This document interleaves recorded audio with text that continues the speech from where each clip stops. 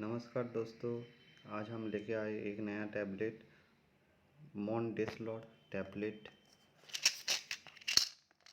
इसमें मॉन्टेलुकास डेस्लोडैक्टाडीन है।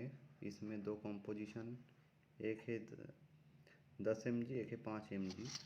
मॉन्टेलुकास 10 mg और डेस्लोडैक्टाडीन 5 mg। ये 205 रुपये का आता है।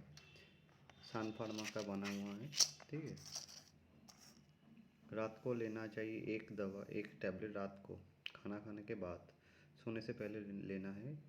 इसमें क्या क्या प्रॉब्लम ठीक करते हैं, नाक में सर्दी है, जुकाम है, चेस्ट में पेन है, चेस्ट में सूजन है, ठीक है, साइनस है, पॉलिप्स है, पीठ में दर्द है, चेस्ट की कोई इन्फेक्शन है, जैसे नाक बहना, जो भी प्रॉब्लम है सांस से, गले से, साइनस से, नाक से, सब ये ठीक कर देता है।